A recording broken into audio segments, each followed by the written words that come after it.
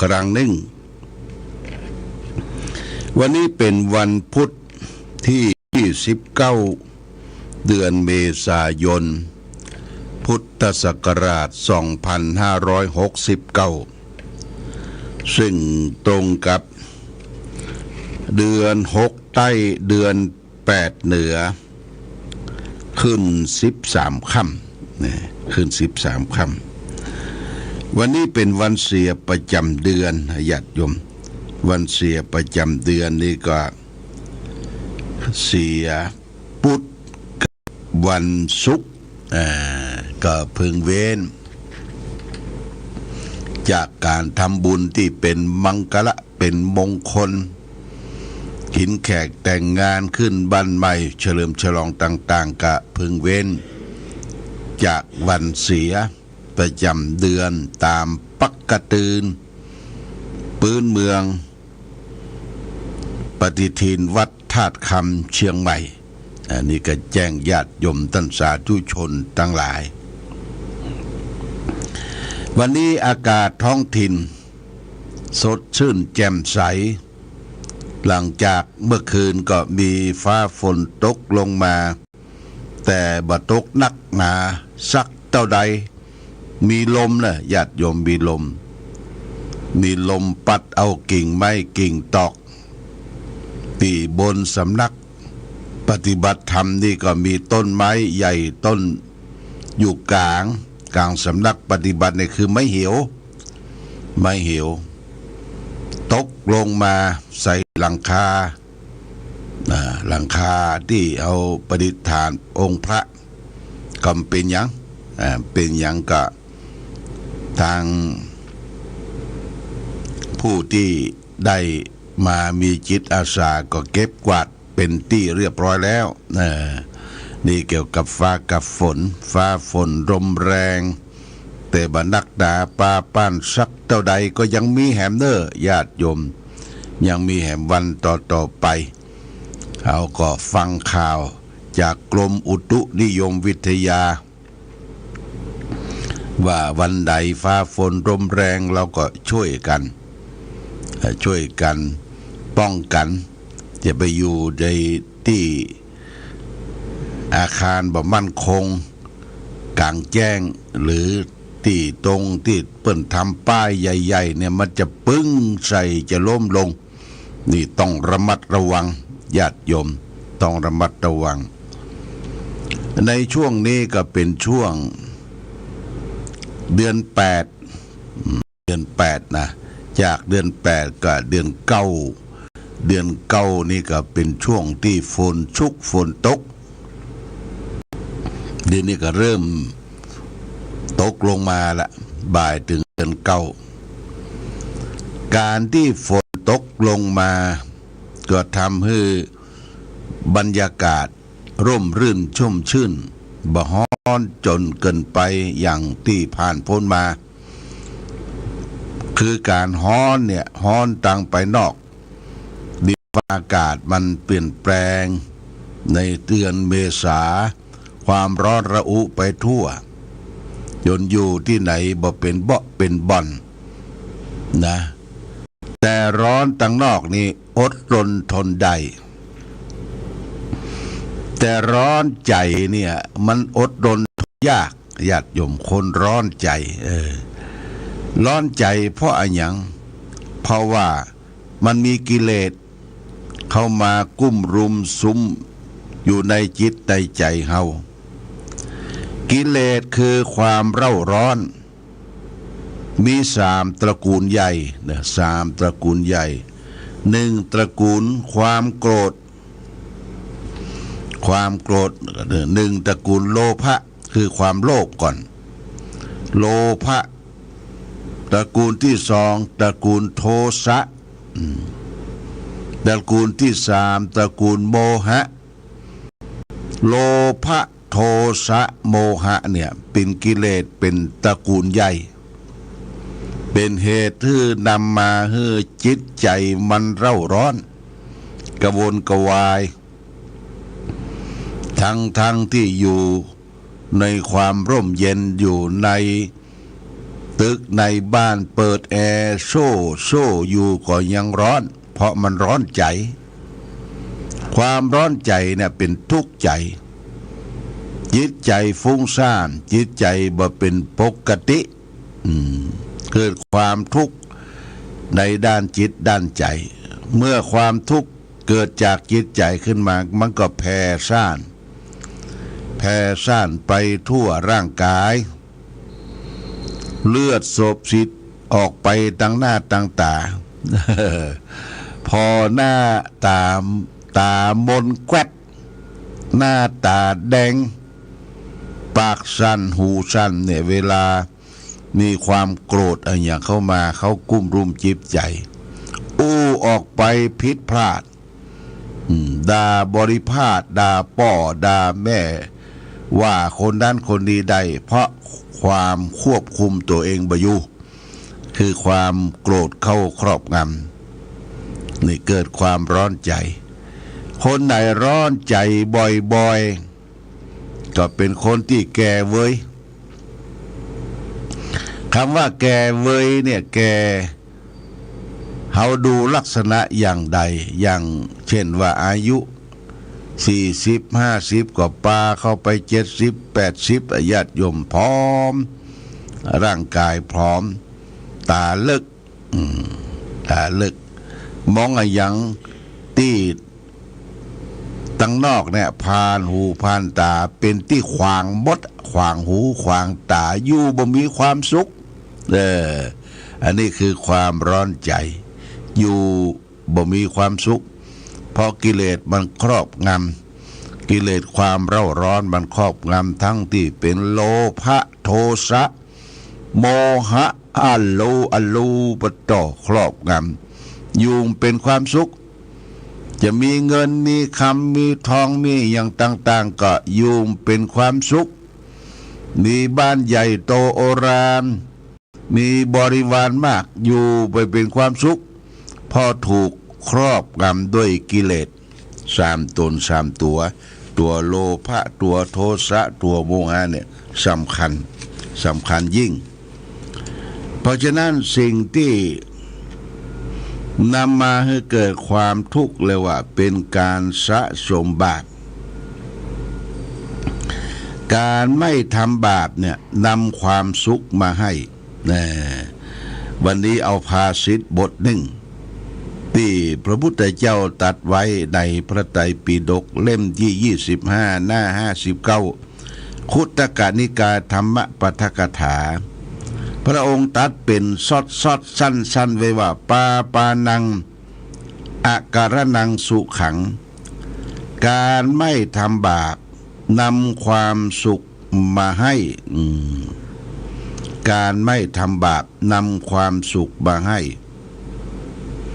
บาปจะเกิดขึ้นด้วย3ต่างกายต่างวาจาและต่างจิตใจบุคคลอดทนทนได้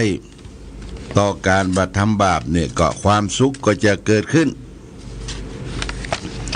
บาปต่างกายเช่นว่าเป็นฆ่าสัตว์ลักทรัพย์ประพฤติผิดในกามเนี่ยกายกรรม3นะฆ่าสัตว์ลักทรัพย์โลภเบียดบังของคนอื่นและก็ประพฤติผิดในกามเมข้อที่3ศีลข้อที่3ที่ลูกเมียของเปิ้นสามีของเปิ้นที่เปิ้นมีเจ้าของเอาไปล่วงละเมิดหวังทรัพย์หวังศีลหวังความสุขชั่วครั้งชั่วคราวนี่ล่วงละเมิดผิดศีลข้อที่3ในข้อกามนี้เรียกว่าการกระทำความชั่วทางกายละการฆ่าสัตว์ตัดชีวิตการลักเล็กขโมยน้อยโลภเบียดบังของคนอื่นในการผิดลูกผิดเมียคนอื่นเขาเนี่ยทำผิดศีลข้อ1ข้อ2ข้อ3เนี่ยเรียกว่าทางกายการทำความชั่วทางวาจากายวาจานะมาถึงวาจาเนี่ยคือเป็นคนอู้ปดมดเท็จ อู้ที่บ่เป็นความจริงบ่เป็นสัพพะวาจาเก็บเอากำเหนือกำใต้มาอู้โพธนาทั้งที่ตนเองบ่ได้หันนะบ่ได้หันเขาเล่ามาเขาว่าอย่างอันนะเขาว่าอย่างอันเขาเล่ามาปั้นน้ำเมื่อเป็นตัวและก็กูเฮือมันใหญ่ขึ้นเฮือเปิ้นเชื่อถือตัวเองนะด้วยกรรมอูปดหมดเท็จนี่ผิดศีลนะผิดศีลตั้งวาจาตั้งปากพูดเท็จพูดส่อเสียดพูดคำหยาบพูดเพ้อเจ้อเลียวไรไร้สาระบ่เป็นคนที่น่าเชื่อถือได้ยินได้ฟังแล้วบ่น่าเชื่อถือเพราะว่ามีสัจจะ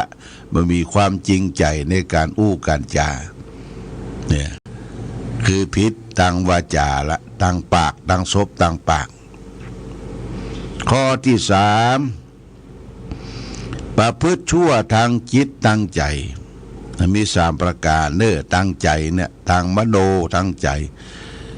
คือคิดโลภอยากได้ของคนอื่นเขาคิดโลภอยากได้ของคนอื่นเขาคิดพยาบาทปองร้ายคนอื่นเขาและเห็นผิดเห็นชั่วคือเห็นว่าทำดีบ่ได้ดีทำชั่วได้ชั่วทำชั่วได้ดีเป็นต้นผิดไปตามทำนองครองธรรมสำคัญอยู่ที่ใจเนี่ยญาติโยมกายวาจาใจเนี่ยเป็นแม่ใจเป็นใหญ่ใจเป็นประธานถ้าใจมันชั่วใจบดีแล้วมันปึ้งไปหมดกายก็บดีวาจาก็บดีใจก็บดี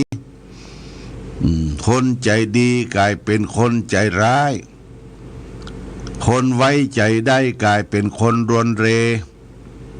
คนมีเสน่ห์ก็จะกลายเป็นคนน่าชังคนพูดน่าฟังก็จะเป็นคนบ่เข้าหูคนเนี่ยเพราะใจอย่างเดียวเพราะฉะนั้นเปิ้นจึงฝึกใจจิตตังทันตังสุขาวหังจิตที่ฝึกได้เนี่ยย่อมนำความสุขมาให้ญาติโยมการฝึกใจเนี่ยจะได้ก็คือมันเจริญสมาธิภาวนาไปพระสวดมนต์แล้วก็นั่งกรรมฐานคือใจมันนิ่มใจมันต้อมใจมีสมาธิมีความมั่นคงหายใจเข้าพูดก็ได้หายใจออกโทก็ได้หายใจเข้าท้องพองเรียกว่าพองหนอมีสติอยู่ที่หน้าท้องหายใจออกท้องยุบหนอมีสติอยู่ที่หน้าท้องมีสติคือความระลึกได้ทุกลมหายใจเข้าออกนี่เป็นการฝึกใจให้นิ่งให้สงบใจถ้ามันมีพลังมีกำลังละญาติโยมมันเป็นกำแพงนะเป็นกำแพงที่ป้องกันความโลภความโกรธความหลง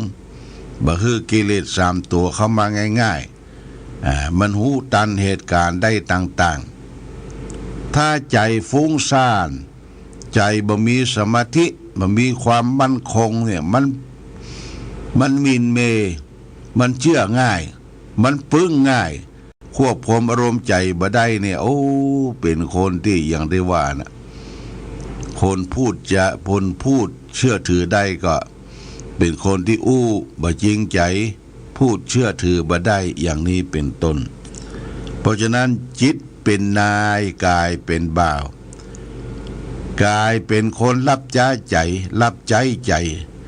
ถ้าใจดีทุกสิ่งทุกอย่างดีหมดถ้าใจหายทุกสิ่งทุกอย่างก็เกิดความหายนะความเสื่อมเสียเพราะฉะนั้นจิตเป็นสิ่งสำคัญคือฝึกจิตฝึกใจ